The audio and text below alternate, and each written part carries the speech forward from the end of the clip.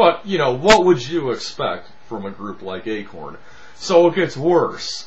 Before you know it, it turns out that Acorn had some embezzling going on. Acorn chose to keep the investigation internal, but in the end there was some embezzlement. That started to finally wake up Democrats a little.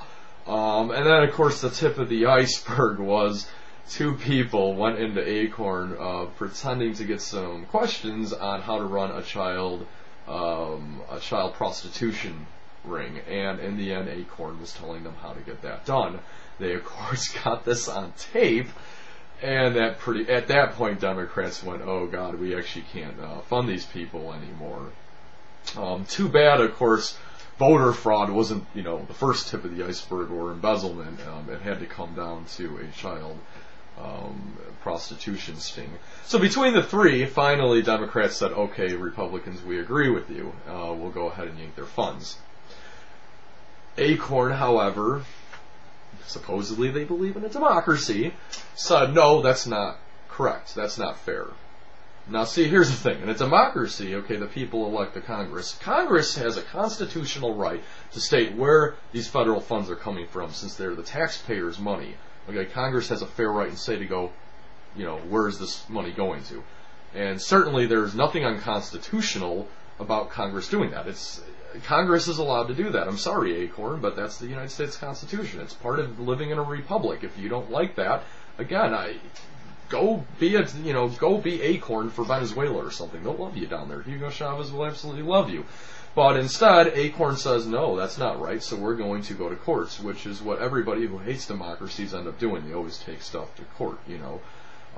When gay people lose a, you know, referendum stating that gay marriage isn't allowed, they take it to the courts. Because screw the people of the United States is what some of these gay people, not all gay people think this, but most of them do. And so here's Acorn's time now. Let's use the court system. And so what they do is they get some complete douche in a black robe. Let's see what her name was. Nina Gershon. She's a U.S. District Judge. Nina Gershon, in New York, U.S. District Judge. She decided to block U.S. officials from enforcing a federal ban on Acorn. And she issued a temporary injunction against the U.S. officials for cutting off funds from Acorn. Whenever in a democracy, whenever the people speak, and whenever Congress listens and enforces what the people think, you can always depend on some liberal witch in a black outfit, a black judge's outfit robe, to go ahead and shoot down the people, and that's exactly what Nina Gershon did. Nina Gershon is an enemy of the United States of America. She is a terrorist supporter, and I would go further and say she's a terrorist. When terrorists flew planes into the 9/11, or into the World Trade Center buildings, on 9/11 rather, they killed thousands of people. That was the extent of their attack. But liberal people like Nina Gershon in black judges' robes can kill the freedom and rights of millions of Americans, and that makes her more dangerous than Osama bin Laden even, because she has that power to literally ruin the democracy and republic of the United States of America and the Constitution which we were built on, which is exactly what she did. Nina Gershon should be seen as an enemy of this country. She should be on the FBI's most wanted list as far as I'm concerned. But today, liberals crown her with a robe stating that she should be a United States District Judge. And so she went ahead and exercised the rights that she apparently was given by liberals, and she doesn't really care what Congress thinks or what the American people think. She believes in an organization who signs up voters that don't exist, registering voter fraud, which, by the way, the Secretary of State called it, quote, the worst case of voter registration fraud in the history of the state of Washington. She was, hey, that embezzlement, child prostitution stings. Why should you shut down federal funding from Acorn? You know, yeah, I guess if I hated America, I would totally agree with you on that one, Nina. Okay, so what ended up happening to Acorn?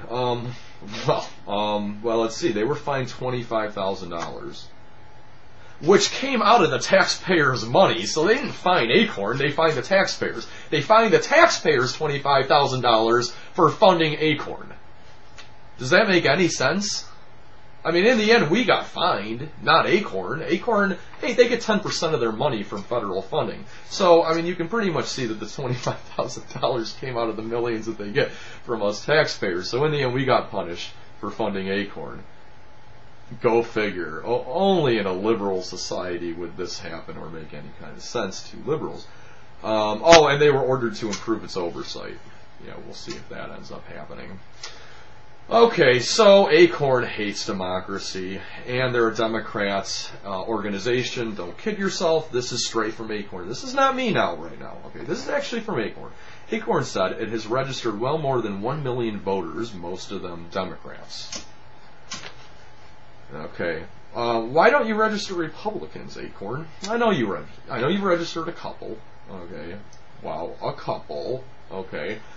I would think a non-for-profit organization that receives taxpayers' money should be a little more fair and a little more equal. I mean, you Democrats are always trying to play this equal card stuff, but yet when it comes to registering voters, you go out of your way to make sure the voters are all liberal. Because in Acorn's definition of a democracy, in the end, everybody has a right to be registered to vote as long as you're liberal. If you are not, then you don't fit Acorn's description of democracy, but Acorn doesn't fit the democracy of America, which is why Acorn should be dismantled promptly.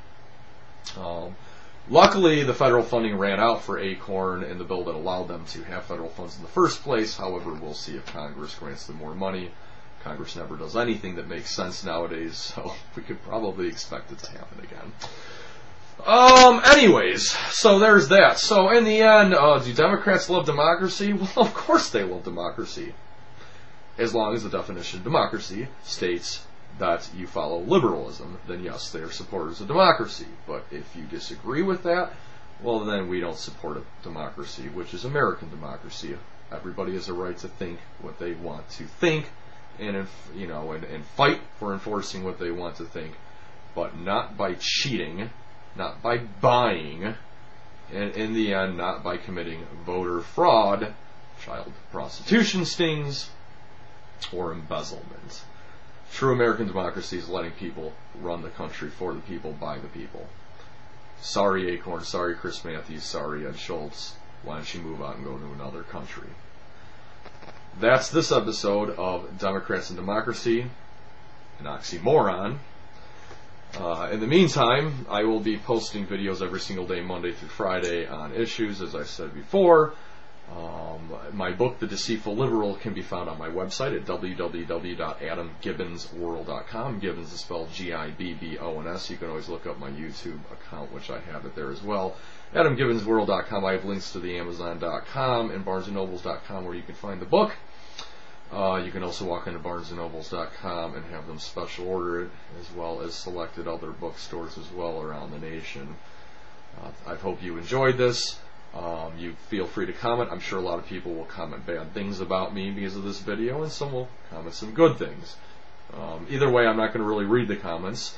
I will do Q&As in future episodes if people would like, but you have to go to my website and hit the link Contact Me and submit your question or comment. Do not expect me to answer a question written on YouTube. I will not do it. You have to go to my website, AdamGibbonsWorld.com, hit Contact Me, and then from there, submit the question to me. Thank you very much, and I'll talk to you shortly.